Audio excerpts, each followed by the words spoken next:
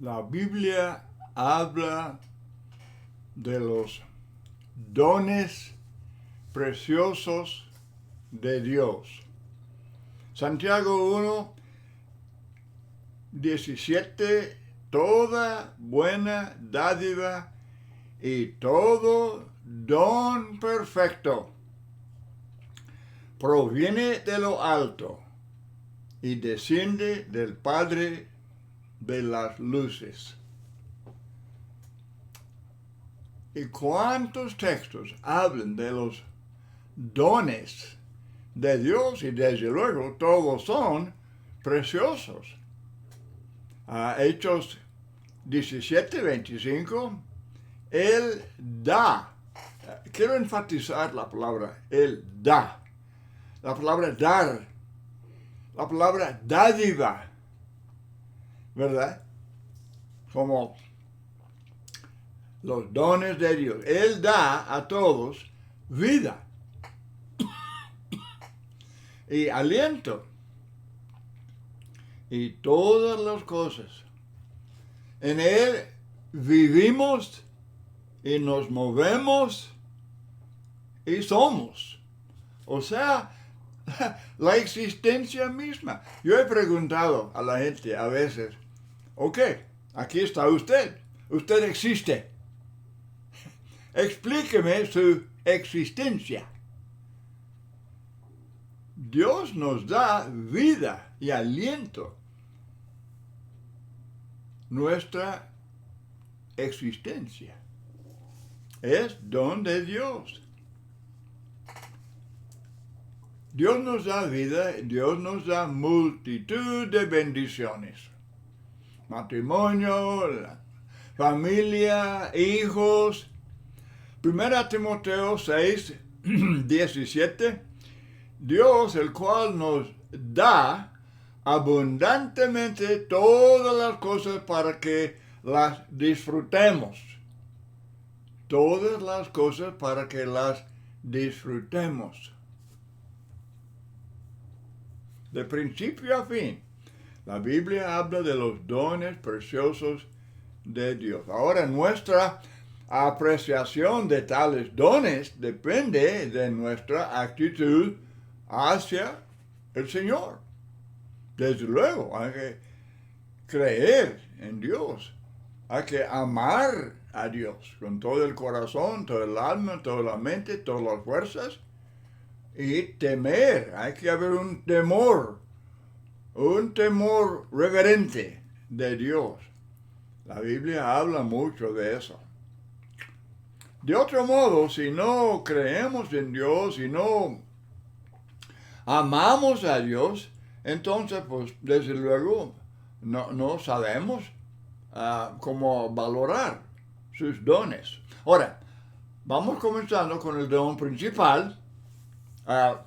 Texto, todo el mundo lo sabe, Juan 3, 16, de que Dios de tal manera amó al mundo que ha dado a su Hijo unigénito para que todo aquel que en Él cree no se pierda, mas tenga vida eterna. Y la palabra creer se explica en el último versículo del capítulo 3, la versión que dice los que no obedecieron. Creer y luego lo opuesto es desobedecer. Entonces creer es activo, es obediente. Muy bien. Mateo 20, 28, el Hijo del Hombre no vino para ser servido, sino para servir y dar su vida en rescate por muchos. Lucas 22, 19, entonces, cuando instituyó la cena del Señor, tomó pan, habiendo dado gracias, lo partió y les dio diciendo, esto es mi cuerpo. El pan sin levadura representa, en la cena, representa su cuerpo, es comunión con el cuerpo. Entonces, esto es mi cuerpo que por vosotros es dado. Haced esto en memoria de mí. Juan 6, 32, mi Padre os da el verdadero pan del cielo. Entonces nadie tiene que dudar en cuanto a Cristo, si Él es en verdad el Hijo de Dios, el Salvador del mundo. Muchísimos textos y mucha evidencia la encontramos en Mateo, Marcos, Lucas y Juan. Primero de Juan 5:10, el que no cree a Dios le ha hecho mentiroso, porque no ha creído en el testimonio que Dios ha dado, el testimonio que ha dado acerca de su Hijo. Y este es el testimonio, que Dios nos ha dado vida eterna. Y esta vida está en su Hijo. Dios nos ha dado su testimonio en las Escrituras. Nos ha dado el testimonio de las Escrituras, de toda la Biblia, el Antiguo y el Nuevo Testamentos, y podemos creer, aceptar, obedecer, seguir las Escrituras como guía infalible, y no aceptar los mandamientos, los reglamentos, los credos, los concilios y consejos de los hombres. No, eso no salva, no salva. Ahora, Dios nos ha dado el testimonio del Espíritu Santo por la boca y por la pluma de los apóstoles inspirados. Ellos podían dar testimonio, eran testigos. Ahora no hay testigos. Cualquiera que diga que es testigo del Señor, testigo de Jehová, testigo de Dios, lo que dice es falso. Testigos eran los apóstoles que estuvieron con Jesús, Mateo, Marcos, Lucas y Juan. Testigos. Y tenemos su testimonio revelado y confirmado con milagros, para tener la plena confianza de que es la palabra de Dios. ¿No hay testigos ahora? Claro que no. Entonces debemos creer y aceptar el testimonio dado por Dios. Dios nos ha dado, de esta manera nos ha dado su Espíritu. Hermanos, no hay excusa para estar en confusión sobre esto. Por ejemplo, Hechos de Efesios 5:18, llenos del Espíritu Santo. ¿Qué es? Texto paralelo, Colosenses 3:16, que la palabra de Cristo more en abundancia en vosotros. Y estaremos llenos del Espíritu Santo. Yo no estoy diciendo que el Espíritu es la palabra, no. Pero el Espíritu revela, Él ejerce su voluntad por su palabra entregada por los hombres inspirados. Entonces Dios nos ha dado la verdad. Palabra clave, palabra sumamente importante. Juan 14:6, yo soy el camino, la verdad y la vida. Nadie viene al Padre sino por mí. Jesucristo es la verdad. Juan 14:17, cuando Cristo prometió al Espíritu Santo a los apóstoles, Él dice, este es el Espíritu de verdad, son uno. Dios Padre, Hijo, Dios Padre, Dios Hijo, Dios Espíritu Santo, son uno. Dios dijo, hagamos al hombre. Es palabra plural, pero son uno en cuanto a todos sus propósitos. Entonces, hay muchos que hablan y cantan y predican acerca del Espíritu Santo, pero no respetan su palabra revelada en las Escrituras. La obra principal del Espíritu Santo tiene que ver con la revelación de la voluntad de Dios. Ese es el don inefable de Dios. De esta manera Dios nos ha dado entendimiento. Palabra clave, palabra importantísima, don precioso, el entendimiento. Ay, hermanos y amigos, cuán importante es el entendimiento. 1 de Juan 5:20, sabemos que el Hijo de Dios ha venido y nos ha dado entendimiento. El hombre, ya mencioné, Génesis 1:26, dijo Dios, hagamos al hombre a nuestra imagen, con inteligencia. Somos seres espirituales y tenemos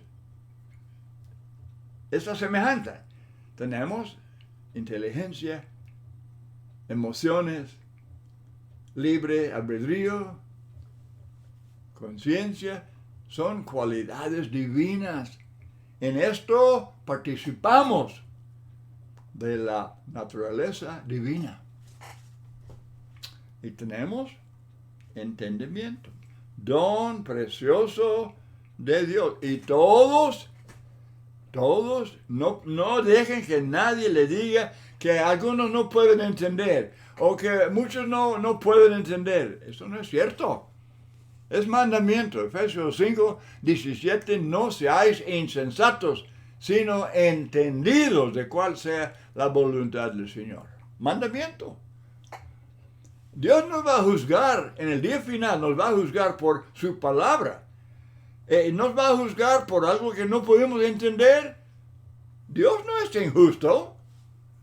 Dios es Dios de amor. Él nos ama. Él no quiere que nadie se pierda. Claro que sí podemos entender. Oh, pero es cuestión de la interpretación. No, Señor. Jesús nació de una virgen o Él no nació de una virgen. Cristo resucitó al tercer día o no resucitó al tercer día. Cristo vendrá o no vendrá. Pero, ¿interpretar? No. Es cuestión de creer o rechazar.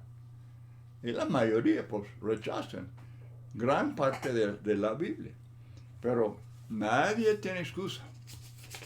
Nadie tiene excusa. Hermanos, la ignorancia es la maldición de la humanidad. La ignorancia es la maldición de millones. Efesios 4:18, entenebrecidos en su entendimiento, excluidos de la vida de Dios por causa de la ignorancia que hay en ellos por la dureza de su corazón. No pueden culpar a Dios, no pueden culpar a la Biblia, pueden culpar a sí mismos.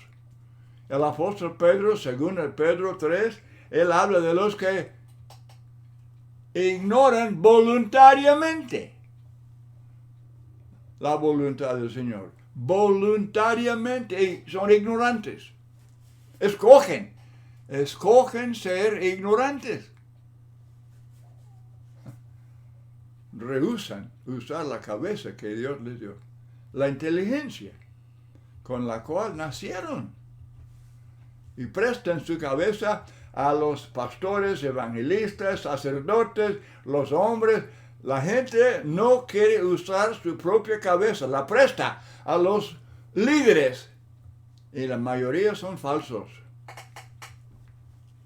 Qué tragedia, porque está en juego su salvación. Está en juego su salvación. Otra cosa muy, pero muy importante. Dios nos ha dado sus mandamientos y sus prohibiciones. Y parece que mucha gente piensa que pues con esto Dios nos está maltratando. Que Él está imponiendo cosas muy difíciles y muy duras y que muchas veces ni se pueden entender y que no, 1000 veces no, 1000 veces no. Como ya he insistido y voy a seguir insistiendo, Dios revela su palabra para que el hombre entienda, que todos que tengamos entendimiento para obedecer, ser salvos, para ir al cielo, estar con Dios eternamente y no ser echados en el lago de fuego. Para estar gritando, llorando, gritando, pidiendo misericordia eternamente. No, el Señor nos da entendimiento. No tenemos que estar en tinieblas, no tenemos que estar en ignorancia, no hay excusa. Romanos 1, Pablo dice, no tienen excusa. Y es cierto, es muy cierto. Y la gente que tiene la idea de que los mandamientos y las prohibiciones de Dios de alguna manera están en contra del hombre. No, muy al contrario, son dones preciosos de Dios. ¿Cómo? Mandamientos, prohibiciones, son dones preciosos de Dios. Sí, Señor, porque nos bendicen, nos protegen. De los que me están escuchando ahorita, los que están viendo este video, ¿cuántos drogadictos? ¿Cuántos borrachos? ¿Cuántos ladrones? ¿Y por qué no? Porque no son así. Porque han escapado esta clase de vida. Ahí están las prohibiciones de Dios. Los mandamientos y las prohibiciones nos protegen. Nos protegen de las obras de Satanás que están en contra de nosotros. El pecado produce miseria. El pecado produce toda clase de tragedia, de miseria, y luego al último resulta en que la gente sea echada en el lago de fuego. Y los que niegan esto, niegan la Biblia. Cristo dijo en su propia boca, Él dijo repetidas veces, habló del fuego del infierno, fuego del infierno, fuego del infierno. Y no es lenguaje figurado. Fuego es fuego. El fuego del infierno. Y los mandamientos, dice Juan, el primero de Juan, dice que sus mandamientos no son gravosos. Sus mandamientos no son gravosos. Las prohibiciones no son gravosas, son para protegernos. Prohíben eso de la borrachera y la hechicería y toda clase de ignorancia y las consecuencias del pecado. Las palabras de Dios nos protegen. Ahí están los dones preciosos de Dios. Y no debemos, nunca debemos dudar de eso. Primero de Juan 3, 23. Este es su mandamiento, que creamos en el nombre de su Hijo Jesucristo y que nos amemos unos a otros como Él nos dio mandamiento.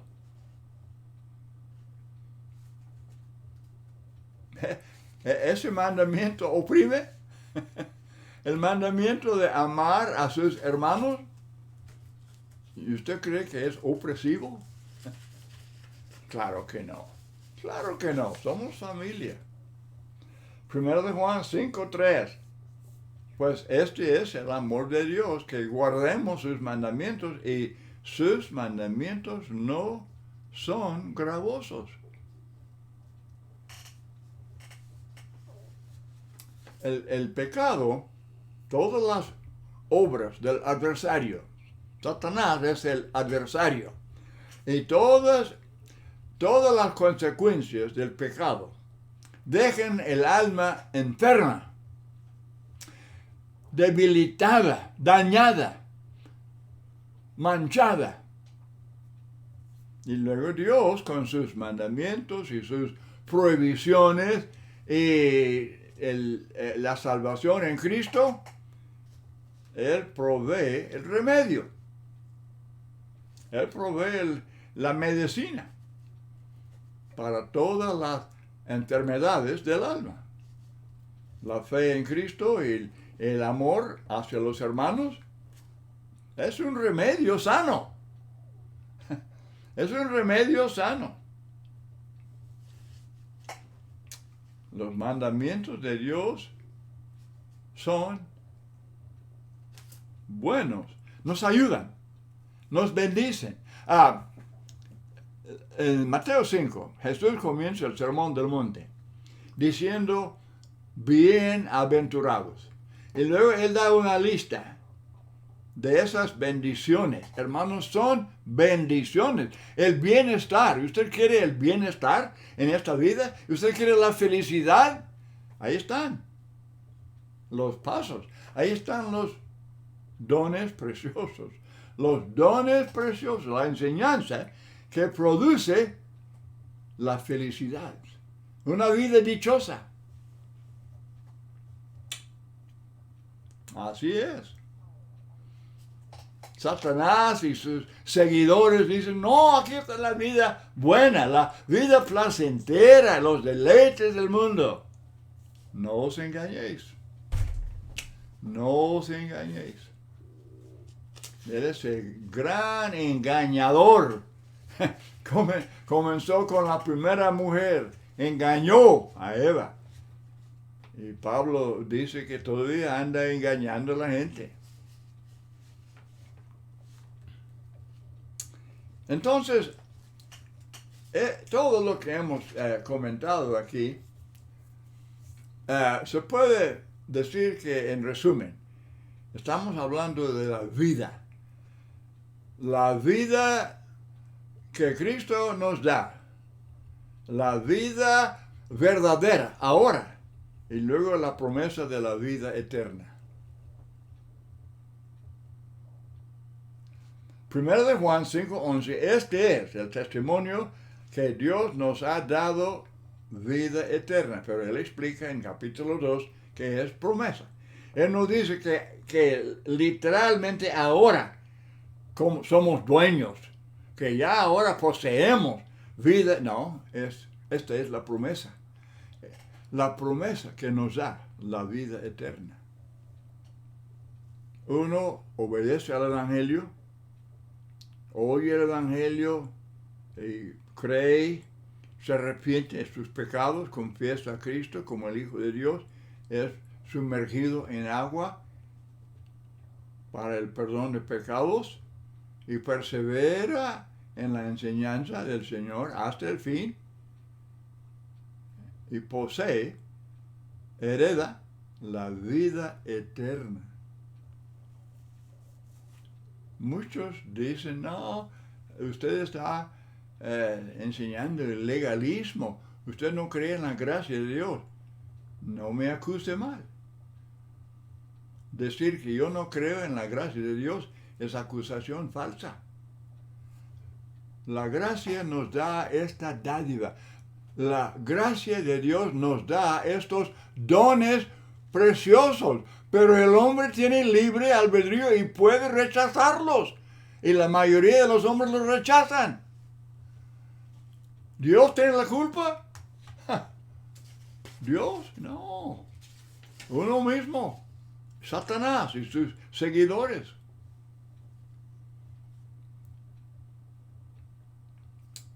Pero Él nos ha dado vida eterna en promesa. Y esta es la esperanza. La esperanza es el ancla del alma. Es el yelmo del soldado cristiano. Ahora, los anticristos de los cuales el apóstol Juan habló en sus cartas, eran los gnósticos, que enseñaban que la vida estaba en el conocimiento oculto, en los misterios, en el misticismo. Y engañaron a mucha gente y era una herejía muy amenazante para la iglesia en los primeros siglos. Y todavía influye fuertemente en el calvinismo, que es la doctrina muy popular de las iglesias humanas. El calvinismo es simplemente el fruto del gnosticismo. Y ese gnosticismo enseñaba toda clase de error y negaba la enseñanza de los apóstoles. Pero Juan está insistiendo que la vida se encuentra solamente en el Hijo. No se encuentra en Mahoma, ni en José Smith, ni en el Papa de Roma, sino solamente en Cristo. No se encuentra en las falsas doctrinas de los hombres, no. Los llamados testigos y los llamados solo Jesús y los mormones y todos los que tuercen las escrituras, que no temen el juicio final, es algo que debemos tomar muy en serio. Daremos cuenta a Dios. Juan 1, 4, en él estaba la vida, y la vida era la luz de los hombres. También Dios nos ha dado, hermanos y amigos, nos ha dado el medio de restablecer la vida si tropezamos, si caemos. Y la Biblia enseña mucho sobre esto. El Señor sabe que hay tanta manera de tropezar. Palabra, hecho, pensamiento, en los propósitos, en fin. Siempre es una lucha. Pero la Biblia enseña claramente que si uno acepta su condición, si uno acepta que ha caído, que ha pecado, entonces puede humillarse delante de Dios, arrepentirse, confesar su pecado y pedir perdón. Yo estoy hablando de los que ya habían obedecido al Evangelio, pero tropiezan y necesitan restablecerse. Y Dios provee el medio. No nos echen en la basura. No, la Biblia habla mucho de las vasijas quebrantadas que se pueden reformar, se pueden restablecer. Y el Evangelio provee eso. Provee no solamente la salvación para aquellos que no han obedecido al Evangelio, que están en el reino de Satanás, también provee para los que habiendo comenzado en andar en luz, pero tropiezan. Pero no por eso son echados en el fuego. No, pueden restablecerse, pueden volver, como el hijo pródigo. Esa parábola nos enseña que ahí está Dios, el Padre, esperando ansiosamente el retorno de su hijo. Y el hijo vuelve en sí.